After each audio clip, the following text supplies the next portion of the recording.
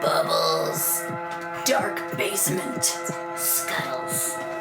Fingernails.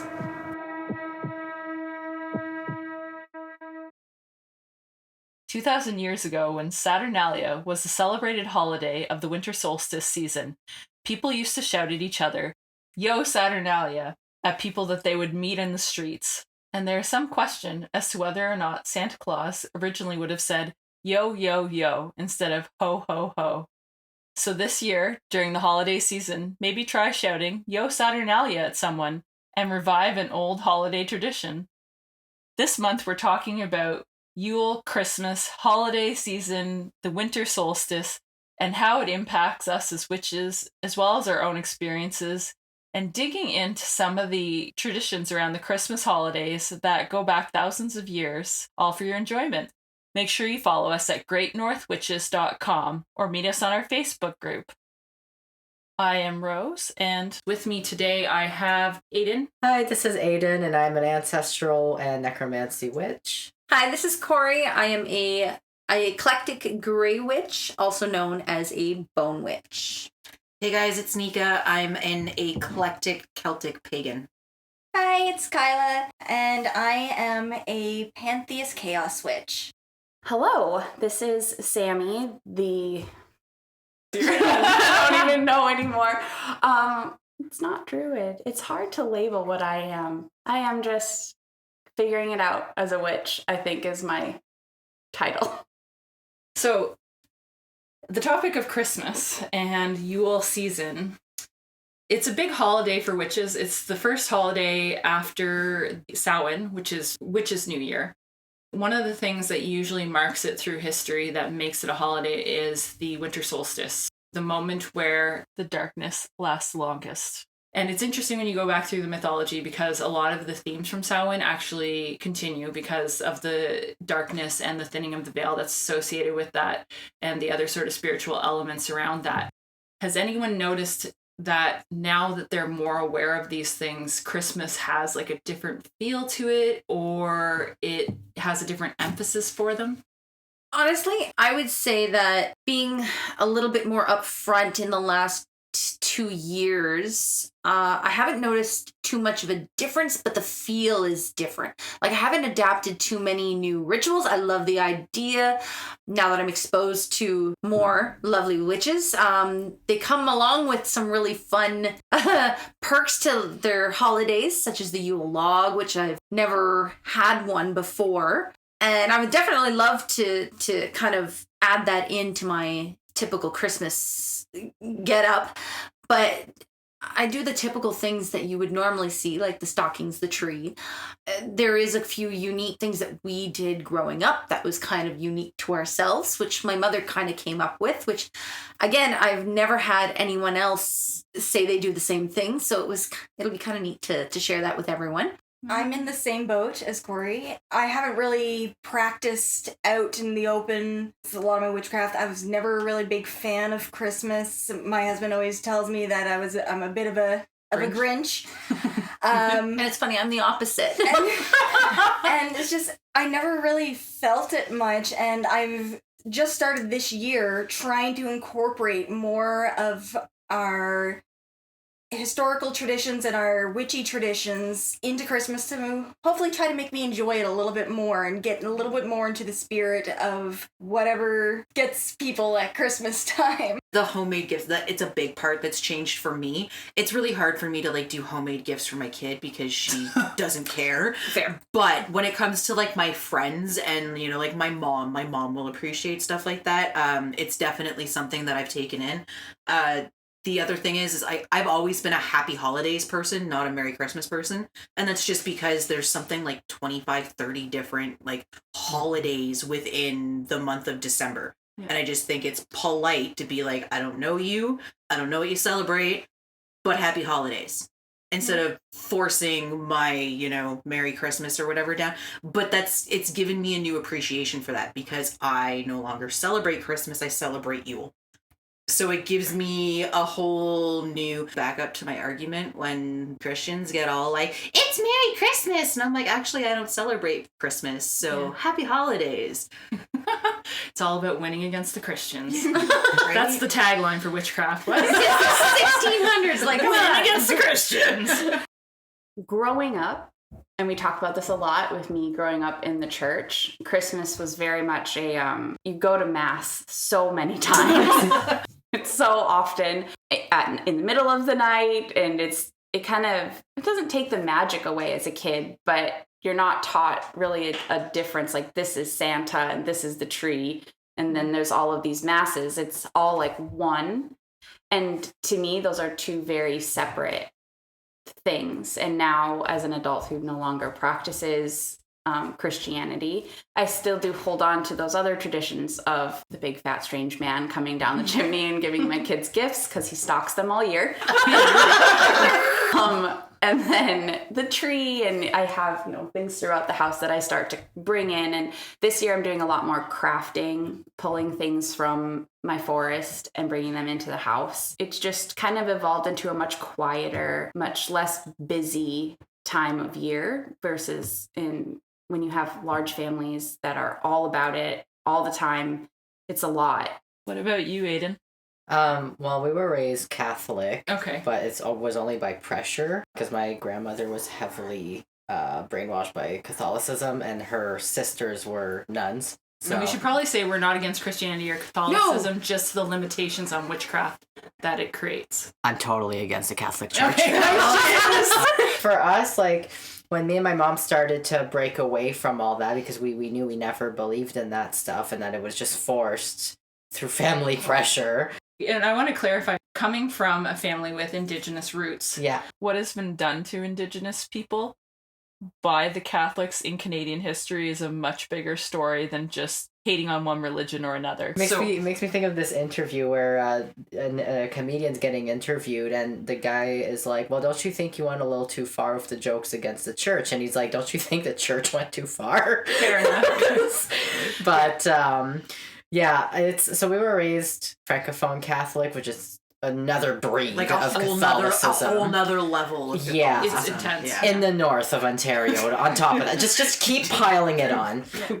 And so, we decided to break off from that. And so we switched it around where we didn't make it so materialistic anymore, where if we do give gifts, it's for needs. And it makes sense because we're in the dark months. We're trying to survive. And so an example is that my mom, I can't go see my family this Christmas, but my mom is making me a care package and she's sending it to me. Sometimes, back when I used to live with them and when I had a bit more money, I would, get my sister something, like help chip in her gift with my mom and my dad on maybe like a grocery gift card. Or so we get ourselves useful things that we know is not just going to collect dust. It's about helping each other get through the rest of the year and starting fresh in the new year. So that's how we kind of reinterpreted that time of year. And I think especially now more than ever coming out of COVID, so I work for a certain job where I get calls all the time about people going homeless, people trying to avoid getting homeless, people needing food bank and this and that. So it's like, okay, this is really what this time of year is about. Yeah, absolutely. Because I'm working in healthcare, it's like you see the struggle. You just see how many people struggle with this holiday. And I feel like that struggle is really ignored. That's where I always have the hardest time. And that's why I love the idea of donating around this time. It's super important to me that people are thinking about who might need a little more than you do. But to keep it on the topic of Yule or Christmas traditions, we all looked into different topics of things that are celebrated or Christmas now or have been in the past. And I think Kyla had something to say about Christmas gnomes. And it's the one I was looking forward to doing first. So if you notice when all these Christmas decorations are coming in, how you see gnomes everywhere, and you're like, what do gnomes have to do with Christmas? It boggled my mind for the longest time, and I always just thought, okay, well, I guess they're just a cuter version of Santa. I don't know, but it always bothered me. And recently, I just decided to look up what are Christmas gnomes? What are they for? In a lot of European folklore, there are little house spirits, and they all call them something different. From our background, in the Slavic background, they're called domovoi, and in Scandinavian, they're called either Nissa or Tontu. House elves for English, like in England. So you've probably heard of some of these things before, and they're usually depicted as little hairy men, or tiny little men with long beards and usually like a little knitted cap, and they're good house spirits, and they bring good luck, they protect children and livestock, and just the overall wellness of the home. And they tend to live in unused spaces in the house. Unlike the fae and fairies, where they usually need to be invited into your home, these little guys, they just, anywhere where there is a home and where there's a family, they are like a little uninvited roommate. They adopt you. They adopt you, yeah. And do we feed them? That's always my question with all house things.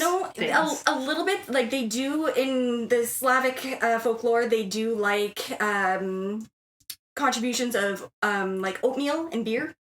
But it's more of a happy home is like they makes them happy. And they do try to make a good house environment. And they do like steal lost things as well, like left socks and little trinkets. And it turns out that we have been honoring all these little spirit house elves, domovoi, at Christmas time, and people are none the wiser. So this was just a marketing attempt on behalf of the little gnomes for us to bring them in. Yeah, they It's a ploy. you know what? It's like So that elf on the shelf thing. No, don't talk about the elf on the shelf. I was really good until she pointed out that they're just hairy little men around her. Speaking of gnomes and traditions, my family and I used to work, one of my first like official jobs after dog walking was retail. I worked for this store, some people might still remember it, called Green Earth. And it was a retail store that sold all kinds of things from home decor to new age spiritual stuff. It was a weird store. But anyways, at one point we got a shit ton of these gnomes, small gnomes, like the size of your mic. And there was nothing special about them. If anything, they weren't cute, like mushroomy type of gnomes with like cute colors and garden they were gnomes with like a suitcase, but they still had the top red pointy hat, but like then they wore a suit. I don't know, but nobody wanted them. I wonder why. So finally there was a game that the manager put out for us to sell them, and he was like, if you could sell all these in the next 2 days, like you'll get like some type of Timmy's card or something. Whatever. It's just to get us to sell them. And so finally there's 2 left. Me and my coworker look at them, like we gotta take one for the team. And we buy one each. Nice. And I brought mine home.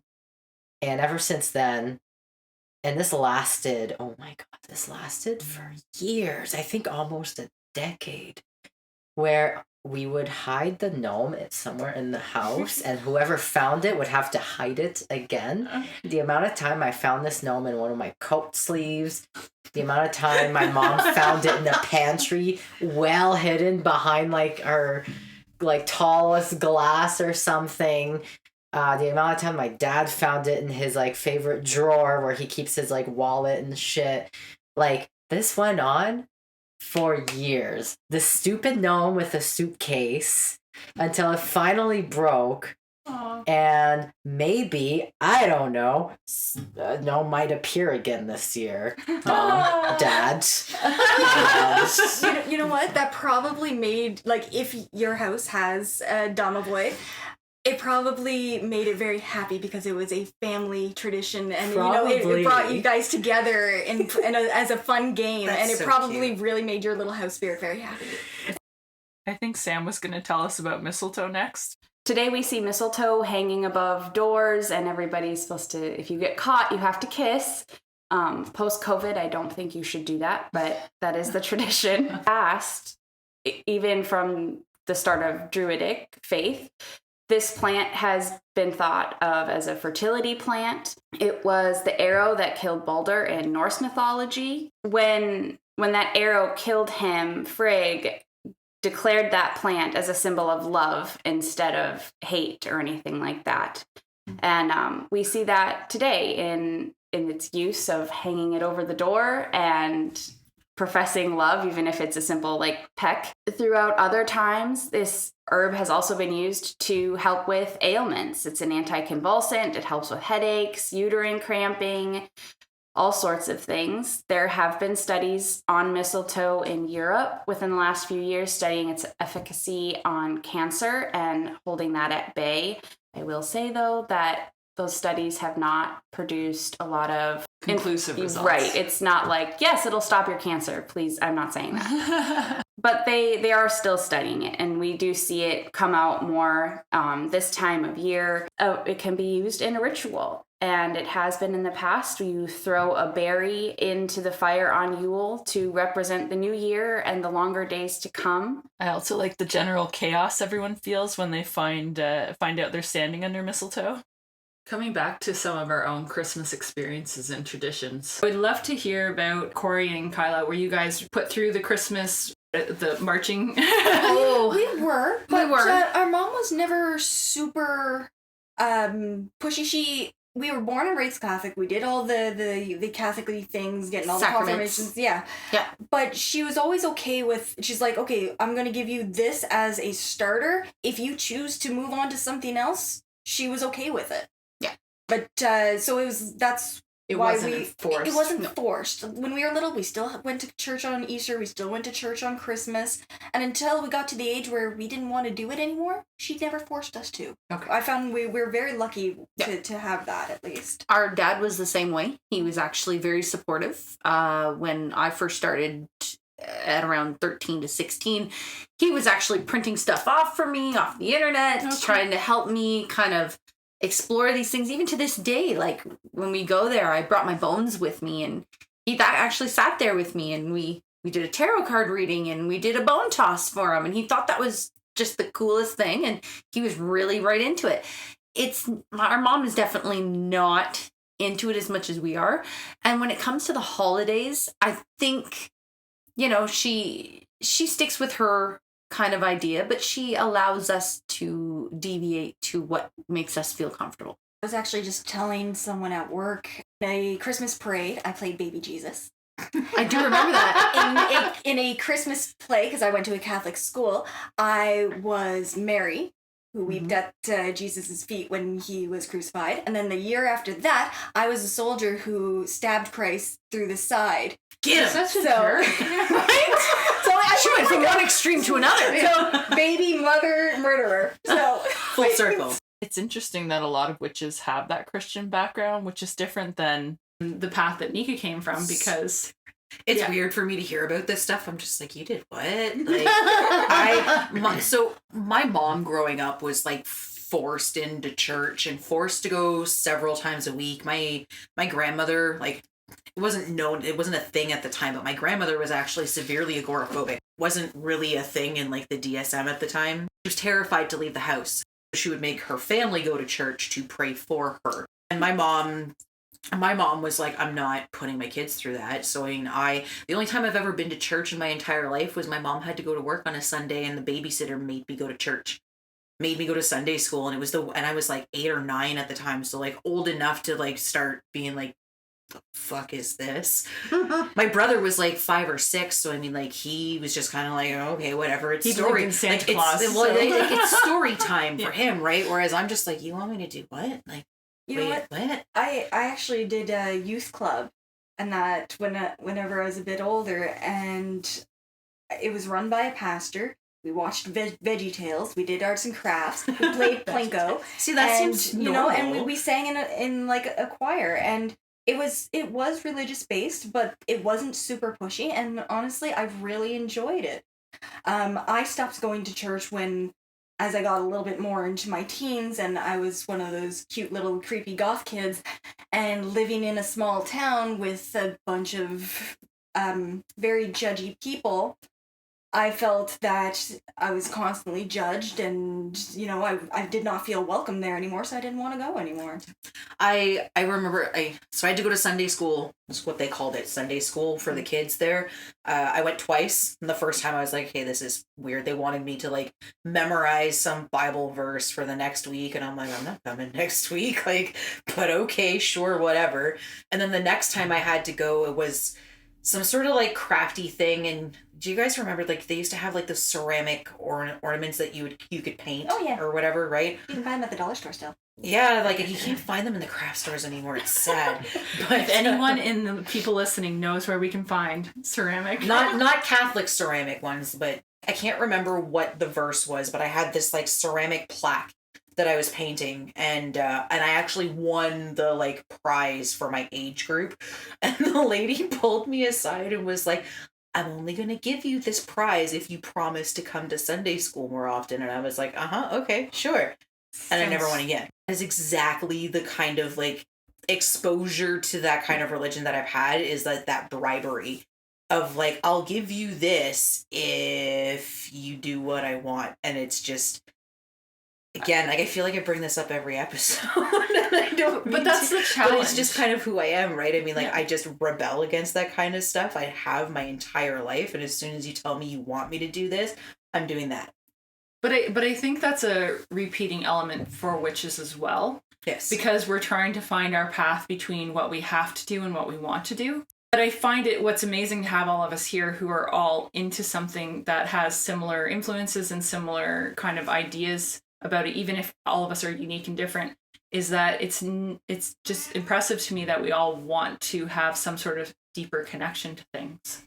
Do you know what I mean? Even if you were put through Catholic school, even if you were put through atheism, like it's actually why I got into witchcraft in the first place, because I used to be like a severe atheist. I've always been, and like full honesty here, I'm kind of jealous of the community that religion tends to have, right? Because they have their church every Sunday, and they have their holidays, and they have all of these, rituals and dinners. Yeah, I mean, like they've got all these rituals and events and things, and then it gives them cause to get together and share that mutual experience with each other. And I've always been super jealous of it, because I wasn't raised with religion, so we didn't have that. We did Christmas, but Christmas was like getting together with the family and having dinner, which is great. It's about family. But I mean, for my family, it was Easter, Thanksgiving, Christmas. Corey, I think you're going to tell us a little bit about Christmas stockings. Stockings are one of those things that come from old stories that they can't quite date back to. But they did say that the usage of delivering small gifts by usage of your sock has been noted all the way back to the time of the Vikings, which was kind of cool. I liked that, because our background comes from the Slavic people who were more prevalent in the 12th century. And Slavic and Scandinavians, they mixed a lot. Same with the Russian and stuff like that. So it was definitely something that we enjoyed. I really liked it as growing up as part of the stocking, the myth of this lovely gentleman, Saint Nick, and he, felt pity for these poor children, and he would fill their socks or their shoes that they left outside with little toys and that he would make to bring a little bit of joy to them. There was a story that went around how he was a poor gentleman and that traveled a lot, and a family took him in for a night, and he felt really bad for the children because they didn't have anything. They used to hang up their stockings on their bedposts to dry for the night. And the tradition is that he actually threw bags of money into their house from outside, and one of them landed in the sock. And that's how that kind of came about. And then there's others saying that, it was put in shoes, and then others that he actually went in through the window to deposit them into the socks. So it was quite a nice tradition. Honestly, I like the stockings better than I like the gifts under the tree. Wait, so is that Saint Nick that did that? St. Nicholas, Okay. yeah. I'm gonna butcher. I have no idea what they're called, but in Holland they've got their little Clogs. wooden shoes. Clogs. Are they Yeah. clogs? Yeah. Okay. And you're supposed to leave them at the door, Outside, outside or out the door, and put gifts in them and stuff like that. Yeah. I believe that is Part of that. loosely Mhm. tied Yeah. to stockings as well. But when did they get so big? When were our feet that size? Did we get smaller or did the We got greedier. These are the questions. I remember at our camp, we had clogs and they were always left at the door. And that's why. And as a kid, I was always like, "Whoa, what are these?" They were from Germany, from when my parents lived there, and they brought back a lot of traditions. So it's like you just answered that because I never asked about those. I just always tried to put them on as a kid. And they're so big, so they would leave them on the door outside. You don't bring dirt and that in. You would step from your shoes over the threshold. Segueing, unless you want to. No, go. Okay, so Santa Claus, as we all Saint Nick, know yeah. and love. Originally, his depiction of Santa Claus was based on Odin from the Norse mythology. Odin was celebrated during Yule. He was said to have led the wild hunt and a ghostly procession through the sky. So the gift-giving aspect of Santa can be traced back to Saint Nicholas. 4th century Christian bishop, which I guess he became a bishop after, he was a Greek descendant. Gifts were left on the evening of December 5th, which allowed them to be opened on the 6th, which is St. Nicholas' feast day. Is it that fast? He became mythologized in other parts of the world, and the name kind of adapted to Sinterklaas. Sinterklaas and St. Nicholas continued to play a pivotal role in Christmas through Europe. England eventually discarded the tradition in favor of Father Christmas, which is more closely to the Santa we know now. And then, of course, as Nika had mentioned before the recording, he didn't get his red coat, his big red coat, until Coca-Cola. Coca-Cola actually Yes, it was depicted as white and blue before. Yeah. Yes, or green. Coca-Cola plays a huge part in how we currently view Santa Claus, in that, like, in the red suit, the jolly, like, everything you know about Santa Claus right now was actually a marketing campaign by Coca-Cola. Which is funny because everything we knew about witches was related to the Wizard of Oz, so Yeah. doesn't take much. Right? You hear in a lot of the deck the halls with boughs of holly. We've all heard that song before. One of the main reasons we deck the halls with boughs of holly in Celtic traditions, dating back, it goes back to the story of the Oak King versus the Holly King, which is basically your summer and your winter, right? They're, in my particularly favorite version of this story, they're brothers that are fighting for dominance over the land, and they're constantly battling each other. And at the summer solstice, that's when the Holly King wins. Like, he's winning the battle because the nights start to get longer as of the summer solstice, right? Until you reach the winter solstice is where you've got the longest night. And then that's where the Oak King starts winning and the days start getting longer up towards the summer solstice, right? So the idea of bringing holly into your home at the winter solstice was you're honoring the Holly King so that he will bless you and your home through the darkest night and the coldest time of the year and protect you and your family. And then that also leads into the Yule log. In Celtic traditions, typically the Yule log was an oak log. So, like, on your winter solstice, you're honoring both the Holly King and the Oak King. You bring the holly in for the protection.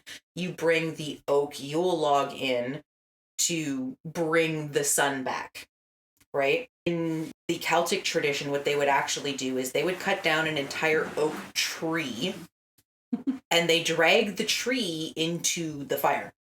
And they don't chop it up into logs or anything. They literally stick one end into the fire, and as it burns, they continue to slide this whole tree into the fire. The longer that trunk burned for meant the sooner the sun would come back and the stronger that the sun would be. And then the big idea of this was you were supposed to save, like, whatever was left after your Celtic Yule tradition period, your 12 days or whatever, you would keep whatever was left of that, and you use that to start the Yule fire the next day. I also found that the idea of like a quote unquote Yule log was really popular in just about every European tradition ever. In Slavic traditions, they also burn an oak log. I'm gonna butcher this name, and I'm sorry, ladies. Called a bajnak, and it was believed to hold powers of healing and prosperity. Traditionally, the tree would be felled on the morning of Christmas Eve, and the remaining ashes would be spread across the fields in the springtime to increase the crops. And then in Lithuanian traditions also, they would cut down a special log for the holiday fire, and this was the one that I thought was really interesting. They used to drag the log through the town and through like this is back when they had like the common halls, right? You know, they had the big hall, so they would drag the log through the common halls, and people would sing carols to this log to bless it with, you know, love and prosperity and whatever, Good vibes. you know, and good times before they would throw it into the fire and burn But that's what started Christmas caroling. Yeah. Because originally you were caroling to the woods, to the trees. To the trees. Yeah. It's interesting. it was super cool. It's amazing how we all have these connections. As you read them, I have a connection to yours. Yeah. And she has a connection to mine. Well, I mean, I've actually got a segue from yours too. I do too. Right? Like it's really cool when you're looking into it and you're just kind of like you start seeing all of these connections everywhere, because I mean, like, being a Celtic pagan, for me, this was like looking into the Celtic stuff. But the more I looked into it, I was just like, oh, that also goes there, and it goes there, and it goes there, and it goes.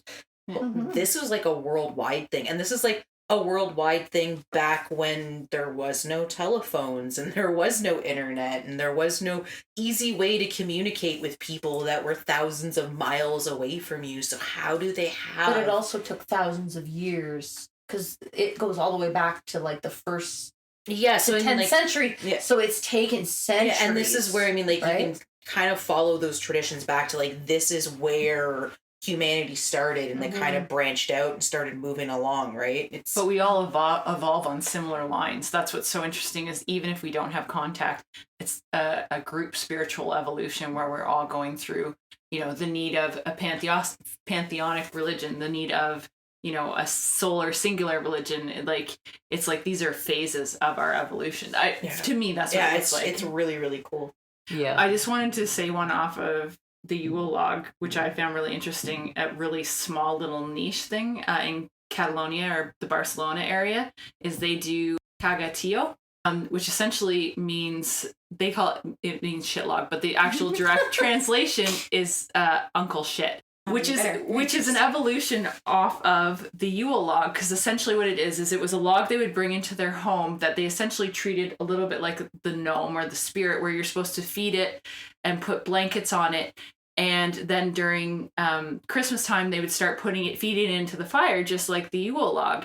What's interesting about it is it's evolved so much in this little area that they actually sell these logs with little faces put on them. Oh yes, I've seen those. Yes, and you're supposed to feed it, and then you put a blanket on it. But then at Christmas, because no one has fireplaces anymore like they used to, now they beat it with a stick. And beat it with a stick to get it to give them candy.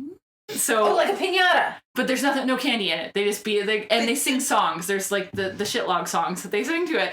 But what I love about this, because if you look at Spain's history, they are one of the oldest Catholic and Christian areas, like as compared to a lot of other areas, like most Europe, it was like you're this religion, then you're this religion, like it fluctuated. Yeah. There, it kind of came in and right at the BC. The Spanish Inquisition was. Well, they dominated a lot of the world, but what I mean is they didn't really have a break. But it's so interesting to see these other traditions that stayed in there, because one of my favorite thing about their manger scene is they sneak this little boy that's taking a shit in, and that's this is one of their figures. So you've got Gives new meaning to dropping a log. all in this one small area. It's like they've got the poop log, and then they've got the little boy who poops in the manger scene. And it's like, I think on some level, their folk traditions, they're a little bit like, you know what? They're shitting on Christmas. Oh my god. So I thought that was beautiful. I bet you did. Corey, you were gonna tell us about what tradition your family has that's unique, because I love traditions Yeah. more than I love dictatory Right. rules. And this was kind of Nika mentioned something about and I'll let you tell yours about your kids, how they do the stocking and stuff like that. So our family, we very similar to most kids, get up early in the morning, right? And my mother thought of a ingenious way of keeping the child in the bed until it was, a reasonable hour. So she called it a pillow present. She would put a gift small enough to fit on the side of our pillow. And in the middle of the night, if we woke up at any given time or early in the morning, we were able to unwrap that gift whenever we wanted. And we had that one to hug and to keep with us or play with in bed until a reasonable time to actually go out and open the rest of the gifts. So we never, ever had reason to get out of our bed to go and wake her up Christmas morning or go and snoop into the presents in the living room. Not once did we ever have cause or reason or anything. We were just happy with our bread. We were happy with our small little bribe on our pillow. And usually it was a stuffed animal or something that's soft that you could unwrap and it was so soft and plushy, you just curl up with it and go back to sleep. And you were happy because you got this cute little present and Santa would put it on your pillow before he left. Just to, That feels almost like the Tooth Fairy for Yes, Christmas. it was very much like that. So it kind of had that association with it. So it was a wonderful little tradition that she did our entire lives. I did it with my son. And I do it with mine. And Kyla does it with hers. And it's just something that we really enjoyed, and it worked well. I don't know whether she caught us at a young age, and she just, the association and similarity with like the Tooth Fairy putting the coin under your pillow, and the surprise. It was great, and it was yours. You knew you could open it. You knew that you didn't have to wait for anyone, and that was the exciting part. So it was something that we definitely passed on, and I liked it because it was unique. I actually was just talking with my husband a little while ago, and he had mentioned that in his childhood, they used to take oranges and put, what are they? Not Cloves. Cloves. I always want to say chives. It's cloves. Cloves. They stabbed cloves all into the oranges in like little patterns or pictures, and they're called pomanders. Thank you. And it was something that they always did as it was a tradition that his mother had brought in. She was French. It was a French tradition, and he's like, yeah, we stopped doing that a long time ago. I don't know why. And I looked them up, and they actually do have witchcraft roots as well. They totally do. They totally do. Not only are they amazing for the aroma, they're supposed to help keep bugs away as well. And they are also supposed to keep away sickness, and they provide a protection. And they used to be hung in the house around winter time, because people would get sick when it got cold. So it was basically a talisman to help prevent sickness and from entering the house. It was a French tradition, but the more you dig into it, it did have witchcraft roots, and it was really neat. I'm like, your mom did witchcraft and she didn't even know it. That's awesome.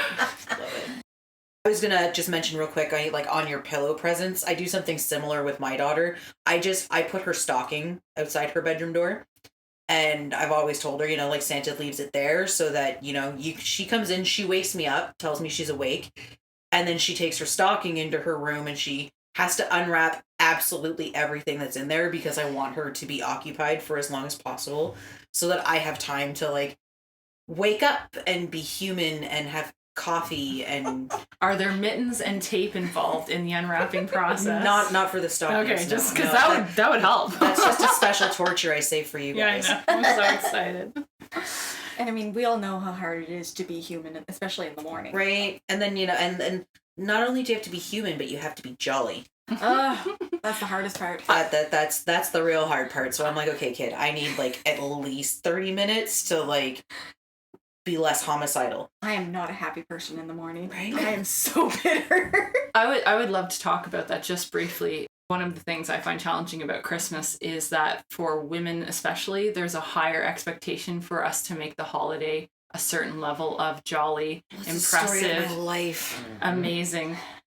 And I was wondering, if sometimes that takes away from our ability to be connected to like our craft and our general groundedness that we might be able to maintain the rest of the year. Does everyone else feel a little off the handle at this time of year, or? Yes, I actually hate Christmas. That was a big discussion. Not because I hate Christmas, but it is the amount of thought and effort that has to go into that when you have kids. And if you're an adult and you can do kind of whatever you want, but when you're shouldered with the Christmas is magical, you must make it magical thing, that's when you're up all night wrapping presents and you're planning things and what's going to be the perfect gift and how are we going to decorate the tree and let's make sure that the kids go to bed on time so we can get the train set up and get the stockings out. And it's just a lot. And then on top of it, you've got the traditions of food involved and all sorts of things. So as a mom, the Christmas magic really isn't there for me because there's no one creating that magic for me. I'm creating that magic for everybody else. And you found out about Santa Claus already. I did. I kiss Santa Claus every Christmas. And I eat my own cookies. Don't listen to this in front of your kids. We recently, now that Sawyer is 9, we tried to tell him. Oh, you got it. We tried to tell him that Santa wasn't real because he's at that age now where it's like, you know, and I tried to make it like, now you get to help be brother's Santa. You get to help, like, you'll go to the store with me and pick out his stuff for the stockings. And he is just in complete denial. He laughed. He thought it was hilarious. Such a funny joke, Mom. Ha ha. Guess it's not time yet. Santa is real. And I'm like, okay. I know Corey loves this holiday. She's coming over to my house to do my tree because I have 2 trees at the moment with a third and potential, and right now it's like pink and mint green, and it's a white tree with pink and mint green decorations, and usually it's like dark Bordeaux red with green and gold accents. So yes, I really love the holiday. No, I don't ever feel pressured to be jolly or joyous at this time of the year. I'm actually very lucky. My family is actually very low key. I don't always have my son every year for Christmas. I share him with my ex-husband's family. So on those years, I actually don't even put up decorations. Oh, really? So yes, so I don't have to go through all the effort. Which is why she overkills. Which is why exactly I go overboard on the years that I do have him. So I enjoy it a little bit more. Interesting. We should do Christmas every second year. That's right. I second this plan. It's kind of funny because you brought up like the pressure on women to make the holidays really what it is, and it's just funny because every year my mom like would be the one to kind of take over, which is fine, but like she is the type of person that like would, if we try to do something, she'd like hover and be like, oh, don't do this, or are you sure you want to do that? And it's just like, okay, fine, fuck it, and you walk away, and then she takes over. And we Hi, Mom, you're listening. We call her out on that shit multiple times, and it's funny. But we developed a tradition of now, my mom's in the kitchen. The house is renovated, so it's all open concept now. And so me and my sister are sitting at the island, and we're munching on whatever my mom is putting out as appetizers throughout the day. My dad's chilling on his phone with his beer. And so at one point, I end up being my sister's bartender, making her all kinds of drinks. And then my sister is trying to get me to drink with her. That's how it goes every holiday family gathering now. That's our tradition. And my mom is slaving away because we can't get involved. You know what's funny? It's like I do I typically tend to host. Ever since I've been out on my own, I tend to host with my family. So that means I'm in the kitchen. I'm the one in the kitchen doing all the cooking and the whatever, right? And I have literally trained my family. They are not allowed to cross the thresholds into the kitchen because I don't have a huge kitchen, right? And if you're in the kitchen, you're in my way. And if you're in my way, I'm going to curse at you and I'm going to stomp on your fucking toes. Get out of my kitchen. I'm busy. Oh, so you get road rage in the kitchen like I do. I totally road rage in the kitchen. He gets it everywhere, though. And like, I think the there was a few more topics some of us researched. This one's on bells. We all have bells. You hear bells. It's a big part of Christmas. But bells are often rung in the winter solstice to drive away demons that surface during the dark times of the year. They were rung in the morning as everyone began to wake up to chase away the dark days and herald in warmer, brighter days following the solstice. That's why we have bells. The Yule traditions for bells is actually a huge part of why in witchcraft you use bells for cleansing. Makes sense. Right? It's those weird that a lot of the things that we do in witchcraft are based on weird old folk tales that have happened and that's one of it's not the only reason, but it's one of the big reasons why you'll hear a lot of people in witchcraft say you can use bells for sound cleansing. Which is what I use. But I was going to ask, is that what the thing is with witch bells? Because I've Googled witch bells before. Yeah. And I never find anything. And I'm like, did someone just go, you know what, we can market? We can Bells. sell bells. Yeah. Put the word witch in front of it. and it's the same idea, right? The idea with witch bells is you're putting them on your door so that they ring as the door opens, so that anybody who is coming into your house, any of that negative energy that is clinging to them, washes away with the sound of the bells ringing, right? It's so none of that negative energy comes into your home that you have cleansed and protected. And I think we all wanted to end on a witchy Christmas story. So apparently we are going to read to you The Krampus Night Before Christmas, which is written by Clement Gore, who is apparently Canadian or Ontario? Canadian. And this is kind of like our version of The Night Before Christmas. Is our holiday gift to you. 'Twas the Krampus night before Christmas.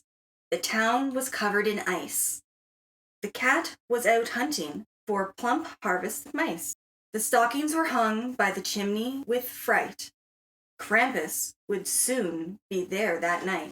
The children were scared and awake in their beds, while nightmarish visions loomed over their heads. We were like prey caught in a trap, could not settle down for a long winter's nap. When out of the lawn arose such a splatter, I sprang to the floor to see what's the matter. Away to the window I crept very slow, slits open the drapes, and spies a murder of crows. The crimson-red moon on the breast of the snow gave a stain of dried blood into the objects below, when what to my watering eyes should appear but a jet-black sleigh and 8 sinful reindeer. With a grisly old driver with sharp horns and long claws, there was no way this beast could be Santa Claus. More rapid than owls diving on prey, he howled and he roared, and I heard him say, "Now, Slasher, now Wrathful, now Gorgon and Putrid, on Cyclops, on Rabies, on Goner and Blitz, Christ." I can't. Is it goner or gonorrhea? Probably all of it. To the top of the porch, to the top of the wall. Now swoop away, creep away, slither and crawl. As dry leaves torn from trees the wild cyclones spin, ripping up shingles flying in sin. So down to the housetop the cursors they flew, with a sleigh full of booty and Krampus too. And then in a dimming I heard on the roof the scraping and pawing of each bony hoof. Each of his nails scratched brick made of sand. In a pile full of dust with a thud he did land. His claws were long and his tips touched the floor. The wood they scraped, splintered, and tore. Mortar and ash clung to his nails. His fingers were swollen, frostbitten, and pale. The teeth in his mouth were sharp as a pin, his cheeks skin and bone, his nose long and thin. His devilish horns were drawn up like a bow, and the beard on his face was as black as charcoal. He was dressed in roadkill from his head to his toes. His clothes were stained red from skinned bucks and does. An empty birch basket was flung over his back, and he was a peddler opening his pack. The stump of his pipe was made from a moose, and the smoke it encircled his head like a noose. He had pus-colored eyes, we dared not to look, and we terribly feared his soot-covered crook. He was brawny and cruel, a wrong evil old elf, and I screamed when I saw him in spite of myself. No wink from his eyes, scratching lice from his head, soon gave me to know I had something to dread. He wrecked our halls and filled up his sack with bad girls and boys and other knickknacks. He spoke not a word as his beast did his work, and put coal in our stockings, then turned with a jerk. His serpent-like tongue hung out of his jaw, and giving a cackle up the chimney he crawled. He stomped onto his sleigh, to his team gave a slur, and ripped up the roof like he was removing a burr. But I heard him exclaim as he drove out of sight. A black Christmas to all, and to all a dark night. Are we saying Merry Christmas? What are we saying? I don't know, blessed Yule or Yuletide blessings. Yuletide or- blessings. It helps if we Sounds all said the same thing. Well, that's yeah. all. Seasons beatings. Seasons beatings. I like it. That's what it says at the back of the book. Let's do it. All right. Seasons beatings. Bubbles. Dark basement. Scuttles. Fingernails.